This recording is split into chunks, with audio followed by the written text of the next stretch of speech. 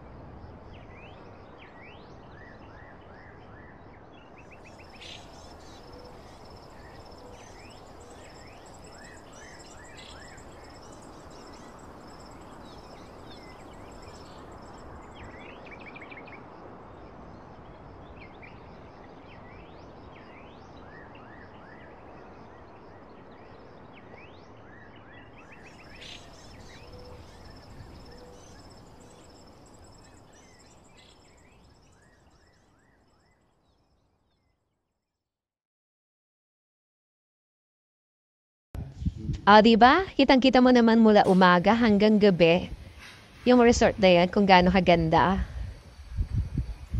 Pagkarating nga lang namin ay nag-check-in muna kami tapos tinawag na kami para magtanghalian. Kaya naman naabutan ko si kuya at si ate nagpiprepare ng pagkain namin. Maraming pong salamat sa paghanda ng aming panghanang-alian. Grabe ang sarap na inasal nila tsaka yung salmon nila ang sarap. At syempre, pagkatapos namin kumain na syempre, nangangati ang aking kamay at ang aking camera, ay gusto-gusto na talagang mag-take ng video dito sa resort na to. Nang sa ganun makarami ako ng huwa. Dito muna tayo sa magjowa room or mag-asawa room. Dalawa lang kasi pwede dyan. Abay, pagpasok may parang nasa hotel kasi meron dyan coffee, may ref na rin, may CR. O, diba? Ito yung favorite part ko kasi na-enjoy ko talaga yung paliligo dito sa ilalim na to. Na merong swimming pool or jacuzzi style. Andiyan na rin yung shower room nila, CR, kitchen, and sa taas naman, merong dalawang room na magkahiwalay or pwede rin magkasama.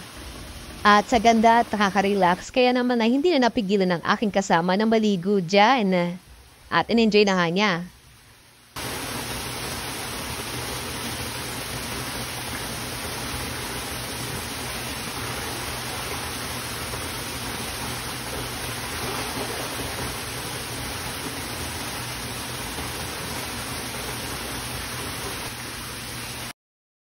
Pwede ka rin dito manood ng TV or mag-video okay para ma-enjoy mo yung bakasyon mo. At habang may nagbi-video okay, meron din naman nagsuswimming at nag-i-enjoy na sa magandang pool dito sa resort na to. Talaga namang may-relax ka rito at mag-i-enjoy ka para kami na masahe. At ako naman, ayun, kinain o kumakain ng merienda na inihanda nila para sa atin. Ang sarap kaya ng tulo na to at saka ng kape nila. Habang nanonood ka ng mga naliligo diyan sa shoutout sa iyo, sir. Ang sipag mo naman po. Siya po yung katiwala dito sa resort na to. A part of that, nagustuhan ko rin itong parang nasa bahay ka laang. Ang ganda na pagkakadesign na parang nasa kubo laang. O, tingnan nyo, napaka-aesthetic and modern na room. Kung kailangan nyo ng malaking venue para sa kasal nyo, sa celebration ng birthday mo, or ng anniversary nyo, or kahit anong party-party ba yan, walang problema dahil sagot na nila ang place mo, ang laki ng venue nila. Perfect na perfect ito kahit gaano karami pa yung mga bisita mo. Privacy ba ang kailangan mo para sa dressing room mo? Walang problema dahil sagot na rin nila. Oh, perfect na perfect ito. Ang ganda ng loob. Kompleto na yan ha. Kahit sa spot ka dyan mag-selfie. Namangha talaga ako dito na nakita ko itong mga furniture dito. At gusto ko lang iuwi sakay sa sasakyan ng kasama ko. At meron din silang sa fountain na ganitong itsura. Ang ganda naman tingnan. Talaga naman mapapa-selfie at mapapa-picture ka dito. Ganito naman itsura niya kapag gabi. O di ba ang colorful, pa-iba-iba ng kulay? Ganito naman ang itsura kapag gabi dito. Sa swimming pool na malaki nila. Hindi pwedeng hindi ka talaga maliligo dito dahil perfect na perfect mag-emote dito at mag-relax. Mag-i-enjoy ka talaga dito. Talagang mapipil mo yung bakasyon mo.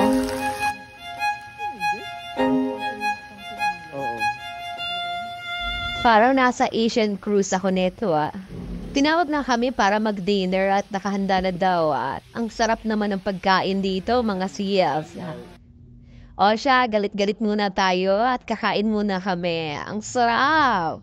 Pagkatapos namin kumain, tara, ito-tour guide ko kayo sa room na tutulugan ko. O bongga, diba? Sa furniture pala, may talaga namang pang mayaman at feeling prinsesa ang pig natin dito. Sulit na sulit, diba? O siya, gabi na. Kailangan ko na magpahinga at matulog sa magandang kama. At ito na nga, umaga na agad. At ginising na ako. At dara daw ang masarap na pagkain. Tara na guys, magbe-breakfast tayo. Ang daming food. Para sa kadagdagang kaalaman, mag-direct message po kayo sa kanilang Facebook page para malaman po nila o masid nila ang kanilang mga rate dito. Ang ganda talaga ng tanawin dito. At habang nag-i-impake na kami, tinawag ulit kami na may-ari ng resort na to dahil magla-lunch naman daw. Grabe naman kayo, sir. Ang bait ko naman. Maraming po salamat sa pag-i-invite sa amin, sa pag-ampon sa amin. Thank you for watching, mga idol.